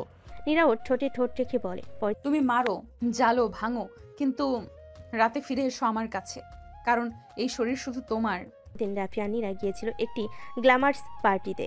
সে পার্টির হোস্ট সাফিনা মাহির, মাহির চৌধুরীর একমাত্র মেয়ে রাহি। রাফির ছদ্মনামে সেখানে উপস্থিত, চোখে কালো সানগ্লাস, মুখে হাসি। আপনার নাম রোহান, তাই তো? আপনি আসলেই ইন্টারেস্টিং। ইন্টারেস্টিং লোকদের সাথে ইন্টারেস্টিং খেলা হয় মিস সাবরিনা। নীরা একটু দূরে দাঁড়িয়ে, কিন্তু তার চোখে আগুন, কারণ সে দেখছে তার প্রেমিক অন্য নারীর সঙ্গে হাসছে। এই খেলা তুমি খেলছো রাফি? তাহলে আমি বুঝিয়ে দেব কে কার শরীরে খেলা খেলতে পারে। পার্টি শেষে রাত বাড়ে। নীরা রাফিকে জিজ্ঞেস করে না কিছু, বরং সে নিজের ফাঁদে ফেলার প্ল্যান সাজায়। পরের দিন দুপুরে নীরা নিজেই সাবিনার অফিসে যায়। ও, তুমি তো সেই বাড়িতে এসেছিলে রোহানের সঙ্গে। হ্যাঁ, আমি ওর ক্লোজ বন্ধু। তবে এখন থেকে আমি তোমার বন্ধু হতে চাই। ইন্টারেস্টিং, এত হট আর কনফিডেন্স মেয়ে তুমি। I like bold woman. Nira টেবিলের উপর ঝুঁকে বলে, বোল্ড হতে হলে শরীরের কনফিডেন্স দরকার, আর সেটা আমার আছে, ঠিক যেমন তোমারও আছে। তাহলে একটু গেম খেলি। সাবিনা প্রথমে একটু দ্বিধায় পড়ে, তারপর ফিসফিসে বলে, dinner tonight only us. Last say who bold you realer. সে রাতেই অন্যদিকে রাফি ঢুকে পড়ে মাহির বিশাল বাংলায়, চোখে নাইট ভিশন গগলস, রাতে হাতে এক পুরনো ম্যাপ। নিচতলার স্টোররুমে বাবার কেসের ডকুমেন্টস লুকানো ছিল। এখন ওখানে ঢুকতে হবে, নইলে ইতিহাস পুড়ে যাবে। দরজা খুলতেই এক প্রাচীন ফাইল খুলে যায়। কেস 2009, SH রফিকুল নামের লাল ফাইল। হঠাৎ পিছন থেকে কড়া আওয়াজ। কে ওখানে? তোর শেষ দেখা। কাটকে বেঁধে রাফি ব্যাগে ফাইল ঢুকিয়ে বেরিয়ে আসে। সেই রাতে ডিনারে নীরা লাল ডিপনেক গাউন পরে আসে। সাবিনার চোখে পড়ে আগুন। তুমি সত্যি অনেক বেশি ডেঞ্জারাস। তুমি ভাবছো আমি তোমার ফ্লার্টিংয়ে ভাঙবো? না, আমি তোমার কাছ থেকে তোমার সব কিছু বের করে আনবো, এমনকি তোমার বাবার গোপন তথ্য। তুমি কি রোহানের প্রেমিকা? আমি তার প্রেমিকা না, আমি তার অস্ত্র, যেটা তোমার শরীর দিয়েও তোমার বাপের খুনের ইতিহাস বের করে আনতে জানে। সাবিনার মুখ সাদা হয়ে যায়, আর নীরার চোখে তখন বিজয়ী হিংস্র আলো। নীরার ঠোঁটে ঠোঁট ছিল না, আর ছিল আগুনের চাপ। ঘরের আলো মিলান, পদ্মার জানালা পর্দা ধীরে ধীরে উঠছে বাতাসে। তোমরা যা জানো সবটা জানো না। আমার বাবার আসল চেহারা কেউই জানে না। বলো, না হলে আমি তোমাকে এমনভাবে এক্সপোজ করব, মিডিয়াতে তুমি মুখ দেখাতে পারবে না। 2009 সাল আমার বাবা একটা ডিল করেছিল এক বিদেশি মাফিয়া গ্রুপের সঙ্গে। সেই ডিল ফাঁস করতে চেয়েছিল তোমার রাফির বাবা, কিন্তু সাবিনা কাপা কাপা গলে, তোমার রাফির বাবাকে একটা শিশুর খুনের ফাঁদে ফেলা হয়। শিশুটিকে আমার বাবা নিজ হাতে পুঁতে ফেলেছিল, ওই রেকর্ড করা ছিল। বলো। রাফি নিজের ঘরে ফাইল খুলে ভিতরে সিডিটা চালায়। সেখানে দেখা যাচ্ছে এক উঁচু পাহাড়ের পেছনে খনন করা গর্তে কাঁদতে থাকা একটা শিশু, যার নাম আরমান। সেই মুহূর্তে রাফির চোখ থেমে যায়, জল গড়িয়ে পড়ে, কিন্তু ঠোঁট আঁকড়ে ধরে। তুই শিশুকে পুঁতে রাখছিস, আমি তোকে জীবন্ত আগুনে পোড়াবো। পরদিন রাতে নীরা ফিরে আসে রাফির কাছে। দুজনের চোখে রাগ, শরীরে জ্বালা, কিন্তু মনের গভীরে শুধু একে অপর। তোমার বাবার কথা শুনে আমার গলা শুকিয়ে গেছে রাফি। তুমি আমার আগুন। নীরা, এখন আমাদের শরীর দিয়ে নয়, শপথ দিয়ে যুদ্ধ করতে হবে।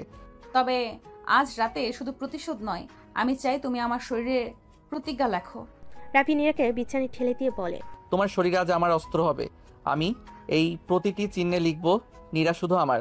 মিলনে তীব্র আগুনে মিশে যায় শরীর ও প্রতিজ্ঞা। দুজনেই তৈরি হয় যুদ্ধের জন্য। রাত 3টা, পুরো শহর নিস্তব্ধ, কিন্তু রাফি আর নীরার চোখে ঘুম নেই।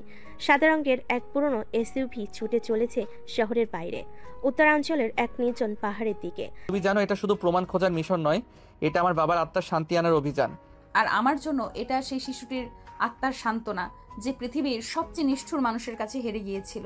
গাড়ির হেলমেট কাঁপতে থাকা পাহাড়ি রাস্তায় চলে উঠল, সাথে হৃদয়ের উত্তাপ যেন আরো বেড়ে যাচ্ছে। প্রায় 3 ঘন্টা পর তারা পৌঁছে যায় সে নির্জন জায়গায়, এক পরিত্যক্ত পাহাড়ি গোডাউন, যার পেছনে ঘন জঙ্গল। এই জায়গাটার নিচে, এখানে খোঁড়ো। নীরা ও রাফি মাটি খুঁড়তে থাকে, ঘাম ঝরছে, নিঃশ্বাস ভারী হচ্ছে। হঠাৎ নীরার কুন্দি লাগে কিছুতে। কিছু একটা আছে বক্সের মতো। তারা মাটি সরিয়ে বের করে কাঠের ছোট্ট একটা বাক্স। বাক্সের গায়ে ধাতব লেখায় খোদাই আরমান 2009। এই তো, এই শিশুটার কবর, বাবার জীবনের সবচেয়ে কালো অধ্যায়। আর ওই বক্সটাও হবে মাহির চৌধুরীর শেষ। কিন্তু কবরের বাক্স হাতে নেওয়ার আগেই আশেপাশের ঝোপ থেকে ভেসে আসে কণ্ঠস্বর। তোমাদের অনেক সাহস হয়েছে রে, শেয়ালের গর্তে ঢুকেছ। চারপাশে 5-6 জন মুখ ঢাকা আত্মায়ী, হাতে আগ্নেয়াস্ত্র। রাফি নীরাকে পেছনে টেনে নেয়। তুমি দৌড়াও নীরা, এই বাক্স নিয়ে চলে যাও। তোমাকে ছেড়ে আমি পালাবো না। গুলি ছুটে আসে, নীরা গুলি এড়াতে গড়িয়ে পড়ে। রাফি দুজনকে একঝোপে কাবু করে, বাকি 4 জন চারিদিকে ঘিরে ফেলে। এইবার তোমাদের শেখাবো বাবা কিভাবে লড়তো। তুমুল লড়াই, ঘুষি, গুলি, রক্ত, ধুলে গড়গড়ি খাওয়া রাফি শেষে আততায়ীদের কাবু করে নীরার হাত ধরে দৌড়ে দেয় পাহাড়ের নিচের দিকে। তুমি যদি মরে যেতে আমি বাঁচতাম না রাফি। আমার প্রাণ এখন তুমি। আমাদের মিলনের চেয়ে বড় যুদ্ধ আর কিছু নেই। ভোরের আলো ফোটার আগেই রাফি আর নীরা ছুটে আসে ঢাকার এক পুরনো পত্রিকা অফিসে সাংবাদিক তাসনিম আহমেদের কাছে। তিনি একমাত্র সাহসী নারী যিনি ক্ষমতার বিরুদ্ধে কলম ধরেন। তোমরা জানো এই প্রমাণ যদি সত্যি হয় পুরো দেশের রাজনীতি কেঁপে যাবে। আমার বাবার জীবন গেছে সত্যি চাপা দিতে গিয়ে, এখন সময় তার রক্তকে ন্যায়ের আলোয় ফিরিয়ে আনার। আর আমরা কেউ আর পেছনে ফিরবো না। আজ যা হবে তা হবে, শেষ খেলা। তাসনিম তখনই অফিসে সিসিটিভি চেক করতে বলেন, আর তখনই তারা দেখে বিল্ডিংয়ের নিচে দাঁড়িয়ে আছে মাহির চৌধুরী, বডিগার্ড কামিল এবং আরও কয়েকজন অস্ত্রধারী। তাসনিম ভয় না পেয়ে পেজ ডিজাইনদেরকে ডাকলেন, ভিডিও ফুটেজ সহ খবর তৈরি করলেন এক্সক্লুসিভ হেডলাইন দিয়ে। মাহির চৌধুরী শিশু হত্যা ও প্রমাণ ধামাচাপা দেওয়ার পেছনে নায়ক। এই নিউজ আজ দুপুরে ছাপা হবে না, লাইভে যাবে এখনই। অফিসের ভেতরে তৈরি হয় এক মিনি স্টুডিও। রাফি আর নীরা তখন দরজার বাইরে বন্দুক হাতে পাহারা দিচ্ছে। আজ আমি যা বলছি তার জন্য হয়তো আমি মরতেও পারি, কিন্তু সত্যিটা আর চাপা থাকবে না। ঠিক লাইভ চলাকালীন বাইরে শুরু হয়ে যায় গোলাগুলি। কামিলের গুলি ভেদ করে একবার তাসনিমের ঘরের কাজ ভেঙে পড়ে। নীরা, তাসনিমকে রক্ষা করো, আমি সামলাচ্ছি বাইরে। গুলির ধোঁয়া, কাজ ভাঙ্গার শব্দ, আর একদিকে তাসনিমের সংবাদ পাঠ, সব মিলিয়ে এক বিদ্রোহের মুহূর্ত। একটানা আধা ঘন্টা লড়াই শেষে রাফি ও নীরা অফিসের ছাদে উঠে পড়ে। তুমি বাঁচবে তো রাফি? তোমার ঠোঁটের আগুনেই আমি যুদ্ধ করতে শিখেছি। তুমি পাশে থাকলে কেউ কিছু করতে পারবে না। সেই মুহূর্তে নীরা ও রাফি একে অপরকে জড়িয়ে ধরে। আগুন, ধোঁয়া, রক্ত সবকিছুর মাঝেও ঠোঁটের মিলনে একটা প্রতিজ্ঞা জন্ম নেয়। এই প্রেম শুধু ভালোবাসা নয়, এই প্রেম প্রতিশোধের অস্ত্র। আজ রাতটা তুমি আমার হয়ে থাকো, কারণ কাল থেকে তুমি দেশের হয়ে লড়বে। তোমার শরীরের প্রতিটি চিহ্ন আমার শপথ। যে শত্রু তোমায় ছোঁয়ার চেষ্টা করবে আমি তাকে ছিঁড়ে ফেলবো। সকাল 8টা। মাহির চৌধুরীর গুলশানের প্রসাদ সম বাড়ির ড্রয়িং রুমে বিশাল টিভি স্ক্রিনে চলতে তাসনিমের লাইভ ভিডিও। চোখের সামনে ভেঙে যাচ্ছে তার গড়া রাজ্য। এই মেয়ে, এই রাফি, ওদের গুলি করে কুকুরের মতো ফেলে দাও রাস্তায়। বস, আমরা খুঁজে পেয়েছি।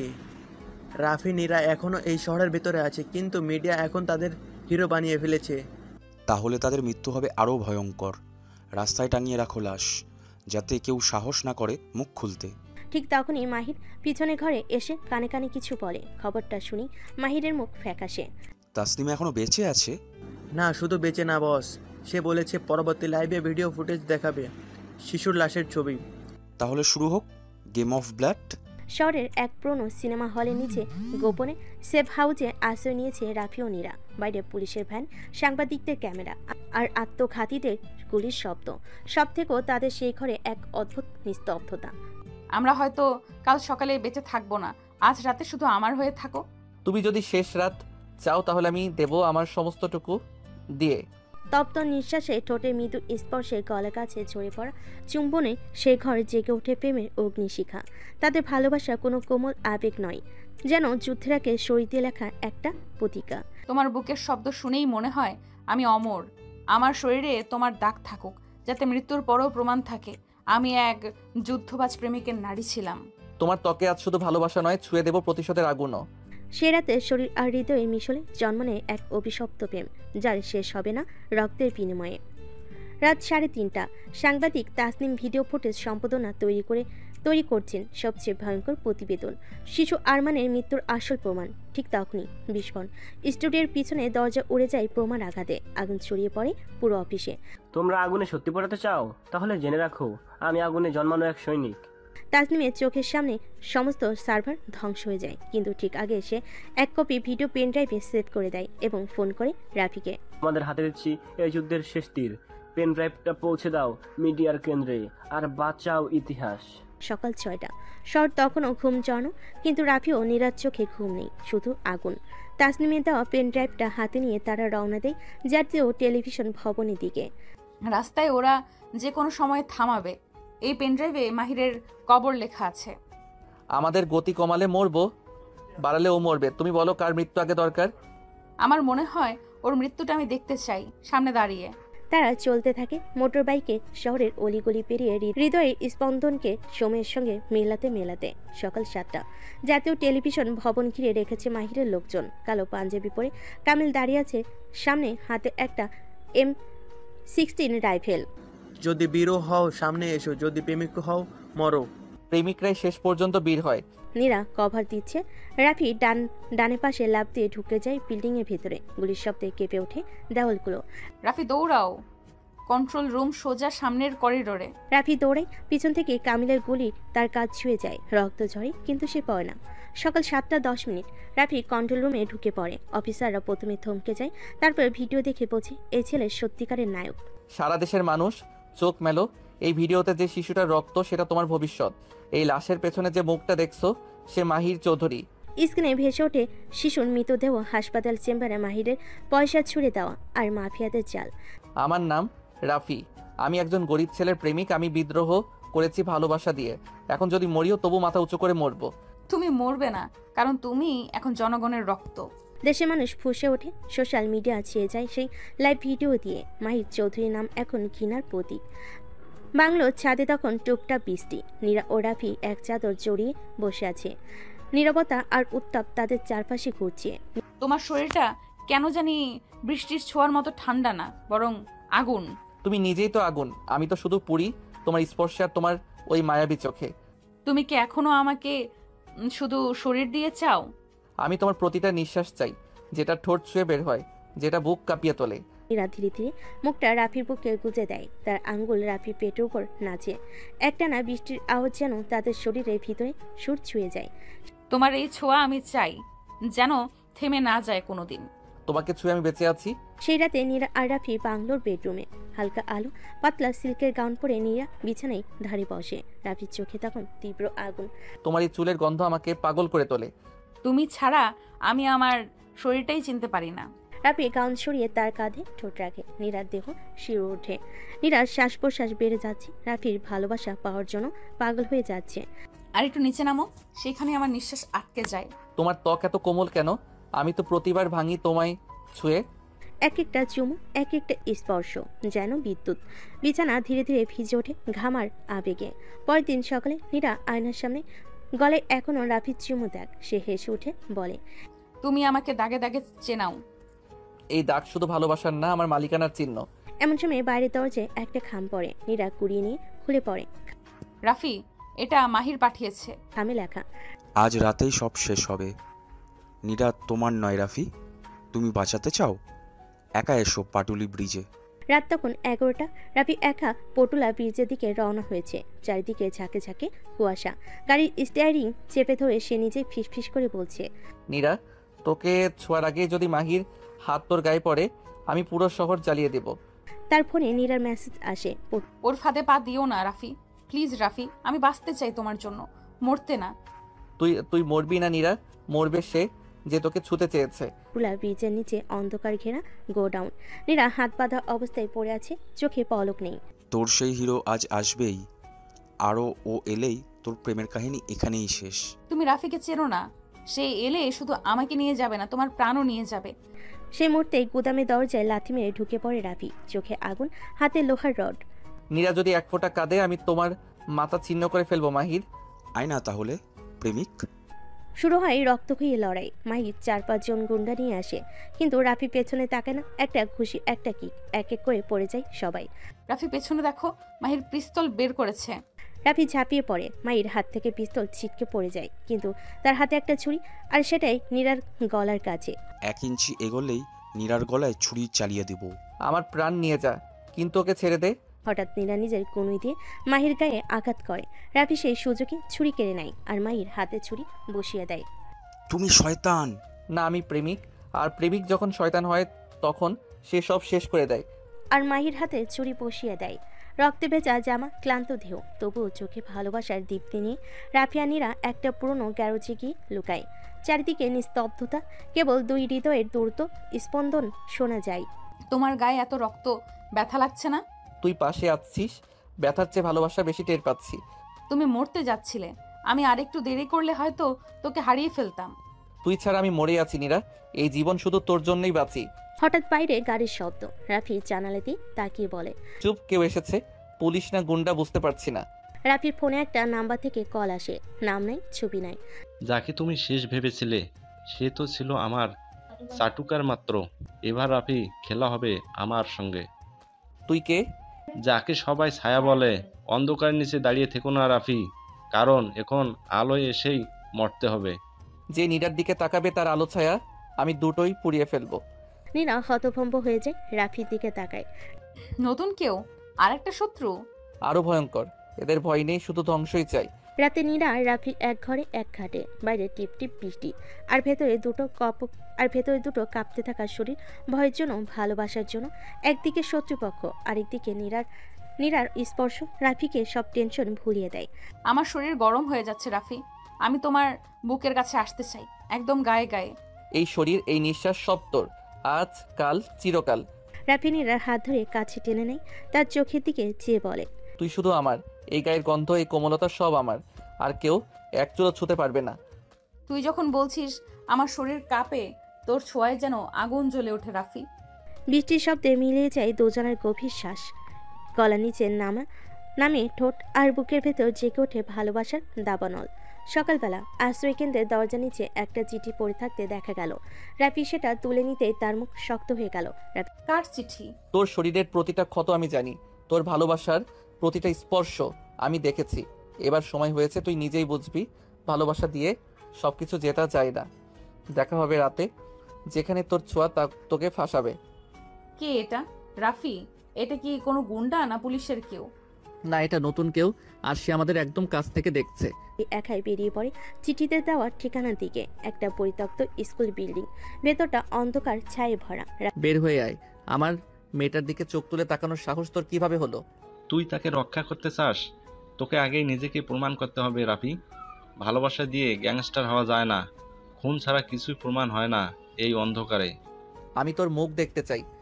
তোর ছায়াই তো আমার মুখ রাফি।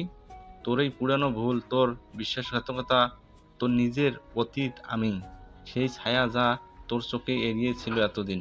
রাফি ফিরে আসে রাতের বেলা। সে ক্লান্ত, আহত। নীরা তাকে দেখে ছুটে যায়। তোমার চোখে ভয় কেন রাফি? আমি ভয় পাই না, তোমার সাথে থাকলে মৃত্যুও জয় করে নিতে পারি। রাফি নীরার হাত ধরে কাছে টেনে নেয়। ক্লান্ত হয়ে নীরার ওপর শরীর হেলিয়ে দিয়ে বলে, তুই শুধু সাহসী না নীরা, তুই আমার অস্ত্র। তুই ছাড়া আমি মরুভূমির মতো শুষ্ক। তুমি যখন আমার গায়ের কাছে আসো, আমাকে আদর করো, তখন আমার শরীর গলে যায়। তোমার কণ্ঠ শুনলেই আমার শরীরে আগুন লাগে। এই ঠোঁট শুধু তোমার, এই শরীর শুধু তোমার, আমার সবকিছুই তোমার। যদি কখনো তোমার এক ফোঁটা অশ্রু ঝরে, আমি পুরো শহর জ্বালিয়ে দিব। ওরা একে অপরের গায়ে জড়িয়ে পড়ে। নিঃশ্বাসে মিশে যায় ভয় আর ভালোবাসা। রাফির বুকের মাঝে মুখ গুজে নীরা বলে, রাত্রি যতই অন্ধকার হোক, তুই আমার পাশে থাকলেই আমি জ্বলে উঠবো। রাতের আধারে নীরাকে রেখে রাফি ছুটে যায় সেই জায়গায় যেখানে সব শুরু হয়েছিল। পরিত্যক্ত কারখানায় ছায়া অপেক্ষা করছে শেষ খেলার জন্য। তোকে শেষবারের মতো জিজ্ঞেস করছি রাফি, তুই কিভাবে ভাবলি যে ভালোবাসা দিয়ে এই অন্ধকার জগৎ বদলাবে? তুই যেই হও, আমার ভালোবাসা তোর গুলির চেয়েও শক্তিশালী। আজ আমি শুধু তোর মুখটা দেখব। ছায়া মুখোশ খুলে ফেলে। রাফির শখ, সে আর কেউ না, রাফির ছোটবেলার সবচেয়ে কাছের বন্ধু তানভীর, যে একসময় গ্যাংস্টার দুনিয়ায় রাফির সাথে ছিল, কিন্তু বিশ্বাসঘাতকতার শিকার হয়ে হারিয়ে গিয়েছিল। তোর ছায়াই তোর আমার মুখ রাফি। তুই পালিয়ে বেঁচেছিলি, আমি পচে গেছি অন্ধকারে। এখন আমি ছায়া, তোর শাস্তির প্রতিচ্ছবি। তুই যদি সত্যি আমার বন্ধু হতিস তাহলে জানতিস আমি কার জন্য বেঁচে আছি নীরা। হঠাৎ ছাদের ধ্বংসের স্তূপ থেকে পড়ে যায় নীরা। সে গোপনে রাফির পিছু নিয়েছিল। গুলি চালায় তানভীর। রাফি ঝাঁপিয়ে পড়ে নীরার সামনে। গুলির শব্দ। নীরা, আমি তোমার জন্য শেষ নিঃশ্বাস পর্যন্ত লড়ব। তুমি মরতে পারো না। তোমার ঠোঁট, তোমার গলা, তোমার শরীর সব আমি ছুঁয়ে রাখবো প্রতিটা নিঃশ্বাসে। রাফি শেষ শক্তি দিয়ে তানভীরকে পরাস্ত করে। তানভীর রক্তাক্ত অবস্থায় হেসে ওঠে। তুই জিতলি, কিন্তু অন্ধকার কখনো মরবে না। সবকিছু জয় করে রাফি আস্তে আস্তে সুস্থ হয়ে ওঠে। কয়েক সপ্তাহ কেটে গেছে। শহরের সব কোলাহল থেকে দূরে, সব দুঃস্বপ্নের শেষ রেখার উপরে গ্রামীণ এক নির্জন বাড়ি। চারদিকে খোলা মাঠ, বাতাসে ভেসে আসছে শুকনো ঘাসের গন্ধ। ঠিক মাঝখানে ছাউনির নিচে বসে আছে রাফি আর নীরা। নীরা মাথা রেখে রাফির বুকের উপর। নীরব নিস্তব্ধতায় ওদের হৃদয়ের শব্দ শোনা যাচ্ছে যেন। তুই জানিস রাফি, তোকে যখন ওভাবে রক্তাক্ত অবস্থায় দেখেছিলাম আমার পৃথিবী থেমে গিয়েছিল। এখন রাতে ঠিকমতো ঘুমাতে পারি না। তোকে হারানোর ভয়টা আজও বুকের ভেতর আঁচড় কাটে। আমি তোর বুকের গন্ধে আবার বাঁচতে শিখেছি নীরা। তুই না থাকলে আমি ফিরতেই পারতাম না। তুই আমার সেই আলো যা অন্ধকারে আমাকে পথ দেখায়। নীরা একটুখানি উঠে রাফির চোখের দিকে তাকায়। সেই চেনা দৃষ্টি, যেটা ভালোবাসার চাইতেও গভীর, আগুনের চাইতেও উষ্ণ। আমি চাই প্রতিদিন তোর ঠোঁটে একটা চুমু খেয়ে দিন শুরু করব। তোর হাতে হাত রেখে যদি হাঁটি, পৃথিবীর কোনো ভয় আমাকে স্পর্শ করতে পারবে না। তুই যদি আমার পাশে থাকিস, আমি আবার রক্তাক্ত হব, তবুও কোনো ভয় নেই। তোর চোখে চোখ রেখে মরে যেতে পারি নীরা। নীরা ধীরে ধীরে উঠে রাফির কোলে গিয়ে বসে। ওর চোখ দুটো জ্বলছে, শরীরের প্রতিটা রন্ধ্রে ভালোবাসার আকাঙ্ক্ষা গর্জে উঠছে। আজ আমি শুধু তোকে চাই রাফি। আমি তোর স্পর্শে, তোর শরীরে উত্তাপে নিজেকে হারিয়ে ফেলতে চাই। আজ আমি তোকে বুকের ভেতর নিয়ে জেগে থাকতে চাই সারা রাত। তুই জানিস না আমি কতবার কল্পনা করেছি তোর ত্বক আমার আঙ্গুলে জড়িয়ে আছে, তোর ঠোঁট আমার শ্বাসে মিশে আছে। আজ তুই থেমে যাস না নীরা। ঠোঁটে ঠোঁট ছুঁয়ে ফেলে। সেই চুমুতে কোনো দ্বিধা নেই, শুধু জমে থাকা অভিমান আর উষ্ণতা, ভালোবাসা। নীরার আঙ্গুলে জড়িয়ে পড়ে রাফির চুল। রাফির ঠোঁট খুঁজে নেয় নীরার গলায় ধরনী। নিস্তব্ধ গুঞ্জনে চারপাশ ভরে ওঠে। রাফির হাত নীরার পিঠে, কোমরে উষ্ণ হয়ে ওঠে ওদের নিঃশ্বাস। নীরা চোখ বন্ধ করে ফিসফিস করে, তুই আজ শুধু আমার। এই শরীর, এই মন সব তোর কাছে উজাড় করে দিতে চাই রাফি। তোর প্রতিটা নিঃশ্বাস, প্রতিটা কাঁপুনি আমি অনুভব করতে চাই। আজ তুই আমার শরীরে ছাপ রেখে যা, যাতে প্রতিবার চোখ বন্ধ করলেই তোকে অনুভব করি। খোলা মাঠে ঝিঝি পোকার ডাক, সন্ধ্যার আলোয় শেষ রেশ। নীরা আর রাফি যেন সময়ের ঊর্ধ্বে ভেসে যাচ্ছে। ওদের শরীর একে অপরের মধ্যে গলে যাচ্ছে ভালোবাসার গভীর আবেশে, এক অতল আকর্ষণে। সবকিছু জয় করে ভালোবাসার এই পর্যায়ে এসে পৌঁছানো এত সহজ ছিল না। জয় করার পর ভালোবাসা আরও গভীর হয়ে উঠেছে। এই রাতটা শুধু ওদের। এই ভালোবাসা থেমে যায় না, শুধু আরেকটা অধ্যায় শুরু হয়, যেটা শরীরের গন্ধে, হৃদয়ের স্পন্দনে চিরকাল বেঁচে থাকে। ভালোবাসার অত ভালোবাসা হলে কোনো বাধাই বাধা না, ধনী গরিব কিছু যায় আসে না। আর রাফি নীরা এটাই প্রমাণ দিয়েছে।